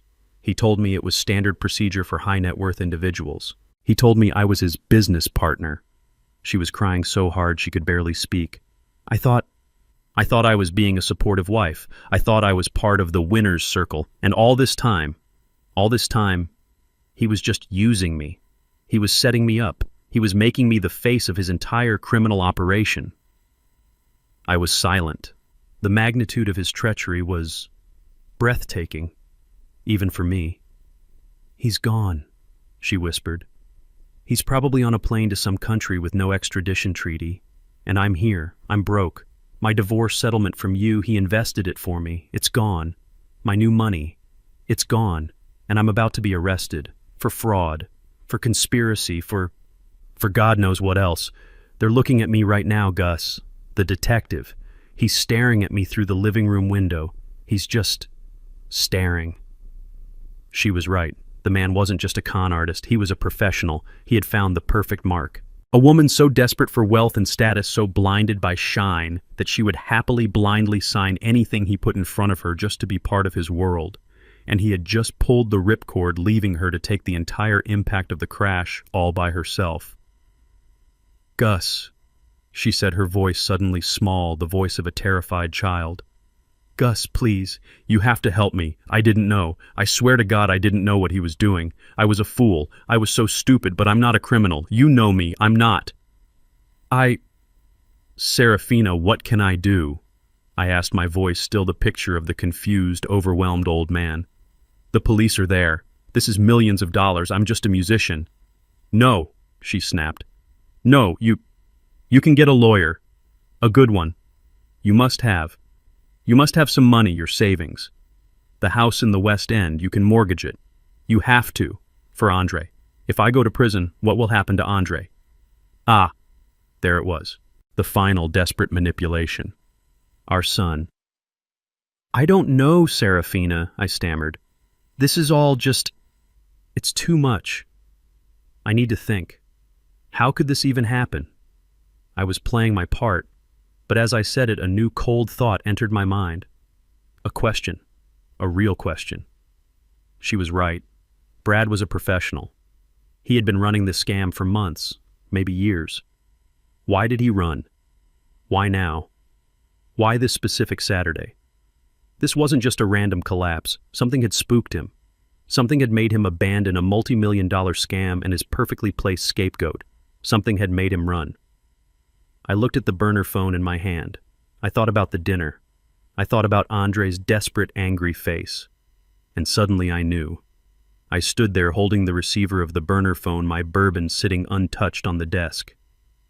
"Serafina," I said, and I made my voice sound slow, halting, confused. The voice of the old, simple man she believed me to be. "Serafina, this is terrible. I can't believe it, but I don't understand. If he was running this big scam, why would he run now? This morning, if the police were just now getting involved, why not last week? Why not next week? It doesn't make any sense." There was a sudden sharp silence on the other end. The hysterical gulping sobs stopped as if someone had thrown a switch. I heard her take a single ragged breath. "Wait," she whispered. The word was hollow. "What? What did you just say?" "I just said I don't understand why he would leave today." I repeated, playing the part of the confused old fool. "It seems so sudden." "Sudden," she repeated. Her voice was flat. "Yes, it was sudden. He was fine last night. He was fine. He came home from the office, we had dinner. He was laughing. He was talking about his big deal. He was perfectly fine. And then, I could hear the gears turning in her mind, the sound of her world finding its final terrible logic. "Andre," she whispered. The word was so quiet I almost missed it. "What?" I asked. "What about Andre?" "Andre." Her voice jumped suddenly sharp. "He came here. After Brad kicked him out of the office. He came here last night. He was a complete mess. He was crying. He was yelling. He was telling me what you did." "What I did?" I said, my voice full of innocent confusion. "Serafina, I haven't done anything. I just talked to him on the phone." "You did everything," she shrieked, the hysteria returning, but this time it was different. It wasn't just fear, it was realization. "You cut him off. That's what you did. You cut off the trust fund. You took his car. You're kicking him out of his apartment. He came here screaming that you had finally gone crazy, that the loser dad had ruined him." "That was just a family matter, Serafina," I said softly. "A terrible argument, but that has nothing to do with Brad Van Horn. It has everything to do with him." Her scream was so loud I had to pull the phone away from my ear. You fool!" she spat. "You absolute naive, sentimental fool. Do you think he married me for my sparkling personality?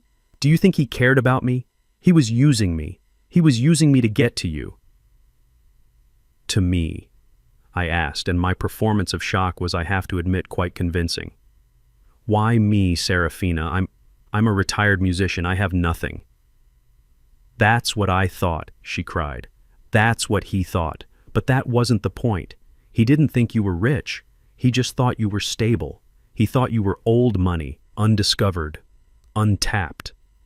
She was pacing now. I could hear her heels clicking frantically on her soon-to-be repossessed marble floor. That whole dinner at Lavetta, that wasn't for me. That was for you, Gus. That entire performance. The $10 million deal, the talk about vision, the Bentleys, the Dubai trips, that was all a show. He was baiting the hook. He spent the last 2 months telling me how your son Andre had this mysterious family trust, how that trust was just the tip of the iceberg. He kept asking about you. Does your ex-husband have savings? Does he own that little house outright? He seems smart, frugal. Frugal people always have a nest egg. He was, oh God, he was planning to make me convince you to invest. Her voice cracked. He was going to use me to get you to empty your quaint little retirement savings, all your frugal money, into his $10 million deal. He saw you as the final score, Gus. The loser dad, the quiet one no one was watching. You were his retirement plan. I said nothing. I let her unravel. And then, she said, her voice dropping to a low, trembling hiss. And then after that dinner, after he had laid the perfect trap, his other mark, his son-in-law Andre, comes to him, not with investment money, but broke, crying, panicked. Andre tells him that the trust fund is gone, not just late, not just a missed payment, but dissolved. The bank used that word, dissolved. He told Brad that his father, you, had just cut him off completely out of nowhere with no warning. She took a deep, shuddering breath. I could hear the police sirens in the background closer now. Gus, she whispered, and I could hear the last pieces of her world falling into place. You have to understand what that looks like. To a man like Brad. A man like that, a man who lives on lies and shadows, he doesn't think in terms of family drama. He doesn't believe in angry fathers. He thinks in terms of threats. He thinks in terms of who knows. Her voice was rising, getting faster and faster, a torrent of horrifying comprehension. He didn't see an angry father. He saw an opponent. He saw the secret, silent grantor of the trust fund suddenly, violently, and legally pull all the money off the table. He must have thought you knew. He must have thought you'd found him out, that you knew he was a fraud. Serafina, that's... Don't you get it? She screamed, the sound tearing from her throat. He thought your call to the bank was your first move. He thought you were the one who called the FBI. He thought you were the one who tipped off the investor in Chicago. He thought you were freezing the assets. He didn't see a loser, Gus. He saw a player who was smarter than him, a player who was coming for him. He didn't wait to find out. She was sobbing now, a terrible, dry, choking sound. He didn't wait for your next move. He saw the first crack in the dam, and he ran. He grabbed the emergency cash, and he ran. It was you, she shrieked, the accusation finally landing, aimed at the wrong target. It was your stupid, petty little power play with Andre. You were trying to teach your son a lesson about manners, and you just blew everything up. You scared him off. If you had just left it alone, he would still be here. We would still be fine, but you had to be the big man. You had to cut him off, and you scared him away. You ruined me. He's gone! Gus! She wailed. He's gone, and he left me with all of it. The police. They're walking up the stairs. They're coming to the room. Oh, God. Oh, God. Gus. I heard a muffled sound, a man's voice, firm and official. Ma'am, I need you to put the phone down. We need to ask you some questions. The line went dead. I stood there in my silent penthouse holding the cheap burner phone. My hand was perfectly steady. The city lights were perfectly clear. I looked at my untouched glass of bourbon. I had done it. She was right. I had done it.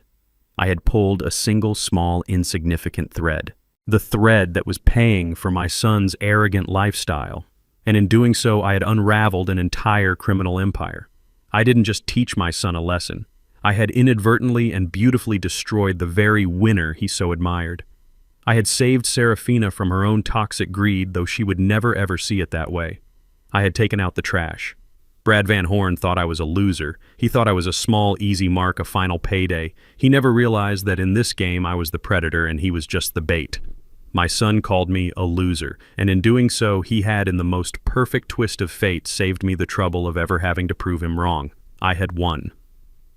I picked up the bourbon, swirled the amber liquid, and took a long, slow sip.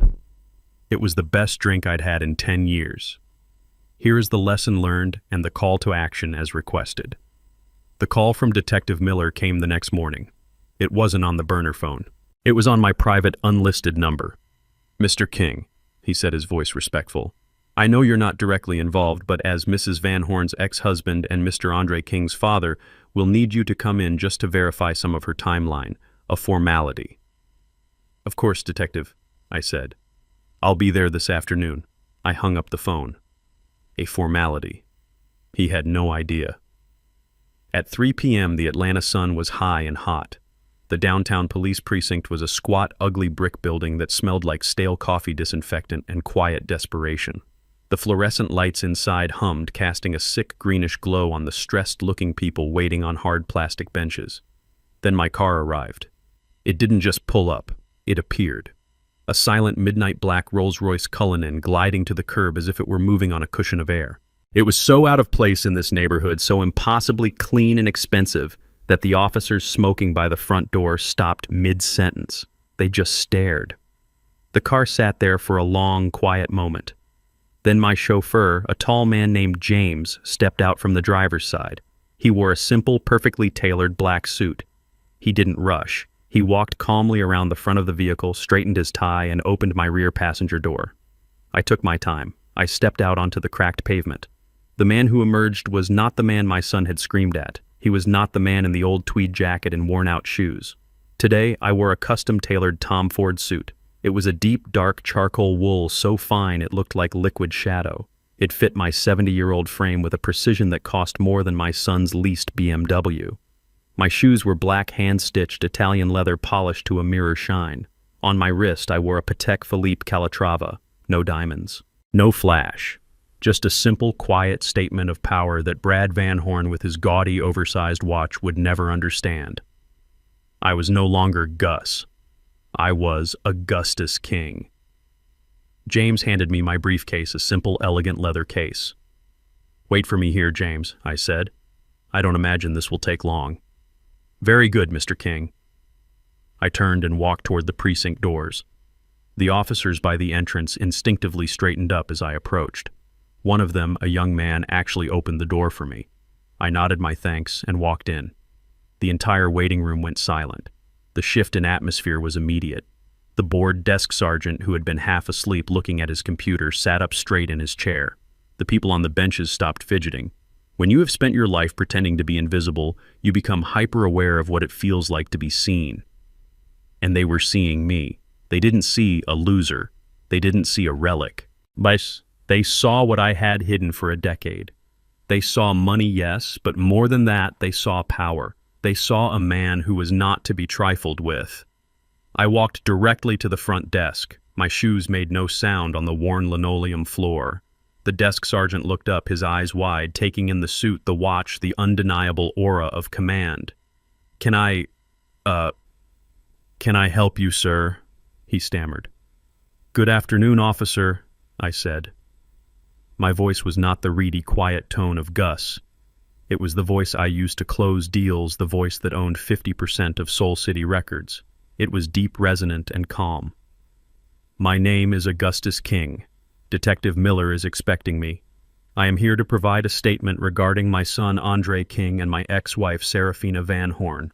The sergeant fumbled with his phone. "Yes, sir. Mr. King. Right away, sir. He's expecting you. I'll let him know you're here." As I stood there waiting, I saw a door open at the end of the hall. 2 officers were escorting a figure in handcuffs. It was Andre. He was a wreck.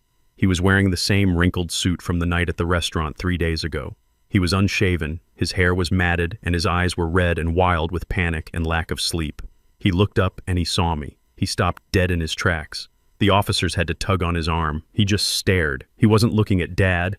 He was looking at a stranger. He was looking at a man in an $8,000 suit. He was looking at a man who had just arrived in a Rolls-Royce. He was looking at a man who was standing there with the calm, patient, and terrifying authority of a king. His mouth opened. No sound came out. His brain simply could not compute what it was seeing. I didn't smile. I didn't scowl. I just held his gaze. I just let him see. "Dad," he whispered. The word was a tiny, broken sound. Before I could answer, Detective Miller came rushing out. "Mr. King, thank you for coming in. Please right this way." He gestured down the hall away from my son. I gave Andre one last long look, a look that said, "The game is over." Then I turned my back on him and followed the detective. Detective Miller led me down a long, fluorescent-lit hallway. The floor was a pale, sickly green linoleum scuffed with the marks of 1,000 heavy boots. The sound of my own handmade leather shoes was offensively quiet, out of place. The air smelled of burnt coffee and industrial cleaner. "They're in here, Mr. King," Miller said. He opened a heavy door marked Interview Room 3. "Just a few questions to get your side of the timeline. We're trying to understand how Mr. Van Horn operated." I nodded. "Of course, Detective. Whatever you need." I stepped into the room, and I stopped. It was like a terrible painting, a masterpiece of desperation. They were all there. Serafina was sitting at a small metal table under a buzzing fluorescent light that was cruel and unforgiving. The light bleached all the color from her face, making her look not just tired, but ancient. Her emerald silk dress from the restaurant, or perhaps another one just as expensive, was deeply wrinkled as if she had slept in it. Her hair, which had been so perfectly styled, was falling out of its elegant bun in damp, stringy sections. Her makeup was a smeared, tragic mask. She was staring at a styrofoam cup of coffee on the table, her hands cuffed not to the table but to each other in her lap. On a hard plastic bench against the far wall sat my son Andre and his wife Amber. They were the very picture of ruin. Andre was still wearing the same suit from 2 days ago, the one I had last seen him in on my porch. It was rumpled, stained, and it hung on him. He had his head in his hands, just staring at the floor between his feet. Amber was next to him, her knees pulled up to her chest, her arms wrapped around them. She was weeping quietly, a constant, exhausted, hiccuping sound. They were no longer the vibrant, arrogant couple from the restaurant. They were refugees. Detective Miller cleared his throat. "Mrs. Van Horn, Mr. Andre King, this is Augustus King. He's here to provide a witness statement." They all looked up at the sound of my name. The reaction was slow. It was not immediate recognition. It was a gradual, horrifying dawning. Serafina's eyes, red-rimmed and hollow, lifted from her coffee cup. They passed over me, then snapped back, widening in disbelief. She wasn't seeing Gus, the poor, pathetic musician. She was seeing the Tom Ford suit. She was seeing the Patek Philippe watch. She was seeing the man who had walked out of the police station lobby and into a chauffeured Rolls-Royce. Her mind, already shattered by Brad's betrayal, simply could not process this new reality. "Gus," she whispered. Her voice was a dry, broken rasp. It wasn't a question. It was a plea for the world to start making sense again. At the sound of his mother's voice, Andre's head snapped up. He saw me. He saw the man from the restaurant, the man from the porch, the man from the precinct lobby. This man was not Dad. This man was an immaculate, powerful, terrifying stranger who just happened to be wearing his father's face. He looked at my suit. He looked at my shoes. He looked at my calm, steady, and pitiless gaze. "Dad," he breathed. The word was full of a child's terror. It was the sound of someone seeing a ghost, or worse, realizing the ghost had been the only real thing in the room all along. Amber just stared, her mouth open, her tears frozen on her cheeks. "And this," Detective Miller said, gesturing behind me, "is his legal counsel, Mr. Morrison, who will be present for the statement." As if on cue, Mr. Morrison, tall, impeccable, and carrying a briefcase that probably cost more than Brad's first car, stepped into the room beside me. He nodded once curtly at the room. His presence filled the small, grimy space with an aura of corporate, high-priced, and absolutely lethal law. This was the final piece. Serafina's eyes darted from me to Morrison and then back to me. The con artist's wife finally understood. She wasn't just dealing with a relic. She was in a room with a powerhouse. "No," Serafina whispered, shaking her head. "No, I don't understand. Gus, what is this?" "Andre." My son just continued to stare at me, his eyes wide with a dawning catastrophic horror. He was finally connecting the dots. The car, the trust fund, the apartment, the clothes, the car, Brad's sudden disappearance. It wasn't a bank error. It wasn't bad luck. It was me. "Dad," he whispered again, and this time his voice was trembling. "What did you do?" I looked at my son, Andre, his face a mask of pale confusion, staring at me as if I were a complete stranger. I looked at Serafina, cuffed and broken her mind, visibly scrambling to assemble the pieces of a puzzle that made no sense to her. And I looked at Mr. Morrison, who was the picture of calm corporate power. I did not have to say a word. I had paid Morrison for this. This was his performance. He placed his elegant leather briefcase on the metal table. The click of the latches opening was the only sound in the room. Detective Miller leaned against the wall, watching content to let the real show begin.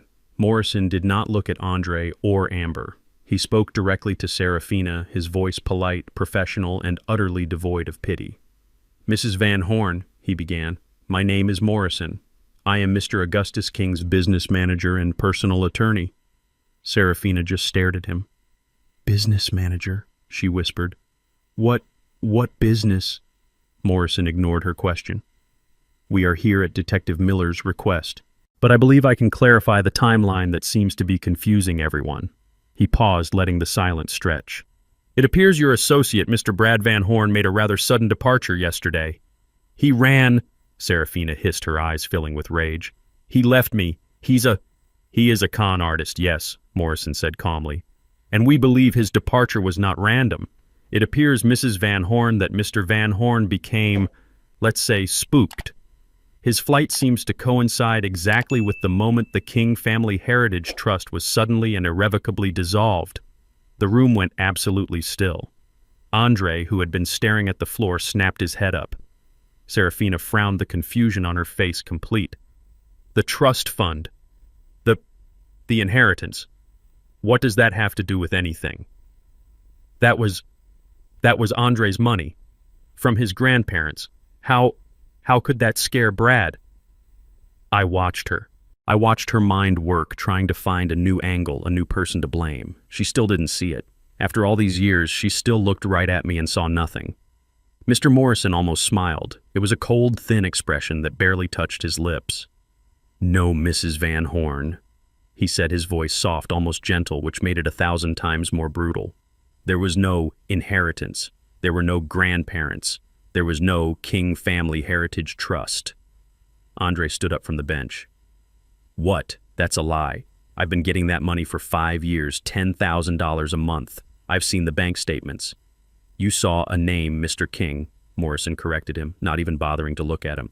"You saw a legal fiction. A name on an account created for the sole purpose of providing you with a discretionary allowance." "An allowance," Andre said, his voice cracking. "From who?" And this was the moment all the tumblers in the lock finally fell into place. Mr. Morrison turned his gaze slowly from Serafina to Andre, and then for the first time he gestured a simple, elegant motion of his hand toward me. "From him," he said. Andre and Serafina both just stared at me. "The trust," Morrison continued, his voice like a surgeon's scalpel, "was funded entirely every single month by Mr. Augustus King. The luxury apartment you live in, Mr. King, is not leased by you. It is owned by a holding company, which in turn is owned by Mr. King. The BMW M5 that was repossessed on Monday was not your car. It was leased by Mr. King's corporation. For the past 5 years, Mrs. Van Horn, Mr. King has been paying for your son's car, his home, his credit card bills, and his entire lifestyle." He leaned forward slightly. "Mr. King was the bank, Mrs. Van Horn. He was the family asset you were all relying on. And last Saturday night, after let's call it a disappointing family dinner, he simply decided to close the bank." Serafina's mouth opened. A small, strange, choking sound came out. She was not looking at me as a fool anymore. She was looking at me in pure, abject horror. She finally understood. She understood that in her blind hunger for shine, she hadn't just married a con man, she had divorced the real money. She had left the king, and for 10 years she had been laughing at his power, completely unaware that her entire new life, her son's entire platform, was still being funded by the very relic she despised. And Andre, my son. He sank back onto the bench as if his legs had been cut out from under him. He was looking at his hands, he was putting it all together, the insult at the restaurant, the cold finality of my voice on the phone, the car disappearing, the money vanishing, the eviction notice, and now Serafina's total, complete ruin. He understood that his words, his one stupid, arrogant, drunken act of defiance in that restaurant had been the trigger. He had insulted his father, and in doing so he had spooked the con man who was bankrupting his mother. He hadn't just been yelling at a loser, he had been yelling at the man holding the strings to his entire world, and to his mother's. He had destroyed them all. He slid off the bench. He didn't just stand. He slid his legs, giving way until he was on his knees on the filthy linoleum floor of the interview room. He crawled the 2 feet between the bench and my chair. "Dad," he whispered. He put his trembling hand on my knee.